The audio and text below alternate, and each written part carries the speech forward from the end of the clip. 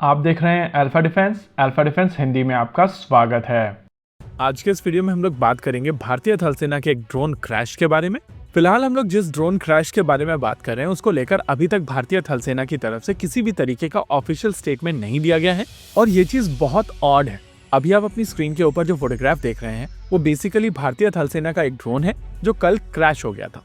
इस ड्रोन को लेकर कहा जा रहा है कि जम्मू एयरपोर्ट के टेक्निकल एरिया में ये इंडियन एयरफोर्स के एक टावर के साथ में टकरा गया था, जिसके बाद ये क्रैश हो गया था। पिछले कुछ समय से जम्मू और कश्मीर के कुछ इलाकों में टेररिस्ट एक्टिविटीज बढ़ी हैं और इन टेररिस्ट एक्टिविटीज को मॉनिटर करने के लिए ये ड्रोन ऑपरेट किया जा रहा था। अगर आप कंटिन्यूअसली ड्रोन फ्लाइट्स को मॉनिटर करते हैं तो आपको साफ समझ में आएगा कि ये एक इजरायली ड्रोन था और मैं यहाँ पर आपको इसका फ्लाइट नंबर से लेकर फ्लाइट मैनिफेस्ट तक सब कुछ दे सकता हूँ, लेकिन वो चीज इस डिबेट को डाइवर्ट कर देगी। इनफैक्ट वो यहाँ पर इतनी ज्यादा इंपॉर्टेंट भी नहीं है। यहाँ पर सबसे इंपॉर्टेंट चीज ये है कि एक ऑनगोइंग ऑपरेशन के दौरान भारतीय थल सेना का ये ड्रोन क्रैश हुआ है और क्रैश भी कैसे हुआ है। इंडियन एयरफोर्स के एक टावर के साथ में ये जाकर टकराया है जहाँ पर मौजूद सोल्जर को चोट लगी। लेकिन सबसे बड़ा इशू ये है कि ये परेशानी यहाँ पर खत्म नहीं होती है। अभी तक भारतीय थल सेना या भारतीय वायुसेना की तरफ से किसी भी तरीके का ऑफिशियल स्टेटमेंट नहीं आया है और अगर एक ऐसा इंसिडेंट होता है तो एक ऑफिशियल स्टेटमेंट बनता है। वैसे चांसेस है कि कल इंडियन आर्मी या इंडियन एयरफोर्स की तरफ से एक ऑफिशियल स्टेटमेंट दे दिया जाए, लेकिन लॉन्ग रन में ये अप्रोच भारत को नुकसान पहुंचा सकती है। अब सभी को याद होगा बालाकोट के तुरंत बाद जो एयर स्कर्मिश हुआ था वहां पर पाकिस्तान का इंफॉर्मेशन वॉरफेयर काफी स्ट्रांग था और वो लोग काफी तेजी से चीजों को नेविगेट कर पा रहे थे। यहाँ पर हम लोग अगर इंफॉर्मेशन मैनेजमेंट सही तरीके से नहीं करेंगे तो एनिमी के पास में अपॉर्चुनिटी बनती है चीजों को अपने हिसाब से नेविगेट करने की, और इस केस में भी ऐसा ही हुआ था। एक साइड की तरफ से कहा जा रहा था कि भारतीय वायुसेना का जैमर वहां पर मौजूद था, जिसके चलते इंडियन आर्मी का ये ड्रोन क्रैश कर गया था। यानी कि यहाँ पर फ्रेंडली फायर वाला नैरेटिव चलाने की कोशिश की गई थी। वहीं पर एक दूसरे सेट की तरफ से कोशिश की जा रही थी कि इस ड्रोन को समहाउ भारत के किसी ड्रोन के साथ में लिंक कर दिया जाए और इजराइल का नाम यहाँ पर ना आए।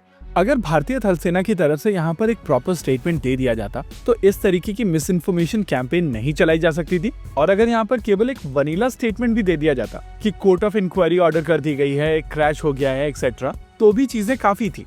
एनीवेज, यूएवी जो यहाँ पर क्रैश हुआ है वो है हेरन टीपी, और ये जहाँ पर क्रैश हुआ है वो जगह पाकिस्तान बॉर्डर से केवल 20 किलोमीटर की दूरी पर। इतना ही नहीं, जब ये ड्रोन क्रैश हुआ है तब एक्टिव ऑपरेशंस चल रहे थे, और ऐसे में इस यूएवी क्रैश के बाद में भारतीय थल सेना की क्षमताओं में गिरावट आएगी। देखिए, जिन इलाकों में इस समय इंडियन आर्मी ऑपरेट कर रही है वहां पर आपको एक ऐसे यूएवी की आवश्यकता होती है जो कम से कम 28,000 फीट से लेकर 30,000 फीट तक की ऊंचाई पर उड़ सके और एक डिसेंट एंड्योरेंस प्रोवाइड कर सके, जिससे आप पूरे इलाके के ऊपर एक अच्छी खासी नजर रख सकें।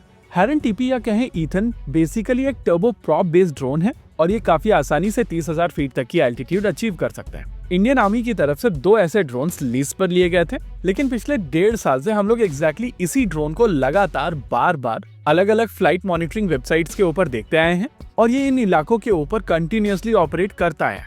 ऐसे में ये क्रैश इन ऑनगोइंग ऑपरेशंस को इम्पैक्ट करेगा और भारतीय थल सेना की इन इलाकों में क्षमताएं कम होंगी। दूसरी चीज, ये जो थ्योरी बेची जा रही थी कि इंडियन एयरफोर्स का जैमर इसको जैम कर रहा था, तो आपको यहाँ पर एक चीज समझनी पड़ेगी कि अगर एक डेडिकेटेड इलेक्ट्रॉनिक वॉरफेयर सिस्टम वहां पर डिप्लॉय किया गया है और वो इसके ऊपर कंटिन्यूअस जैमिंग कर रहा है तो चांसेस हैं कि ये ड्रोन जैम हो। लेकिन बिना एक डेडिकेटेड अटैक के इस तरीके से सडनली कोई भी चीज कहीं पर भी जैम नहीं हो जाती है। वैसे इस पूरे एपिसोड में मीडिया का रोल भी काफी इंटरेस्टिंग है। आमतौर पर उनको एक बेसिक व्हाट्सएप मैसेज मिल जाता है और वो लोग बहुत सारे आर्टिकल कर डालते हैं, लेकिन यहाँ पर डेबरी दिखाई दे रही है और रिपब्लिक को छोड़कर किसी ने भी इसके ऊपर किसी भी तरीके की रिपोर्ट नहीं की है।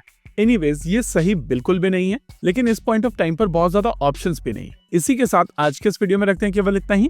वीडियो को अंत तक देखने के लिए धन्यवाद। देखते रहिए अल्फा डिफेंस। जय हिंद।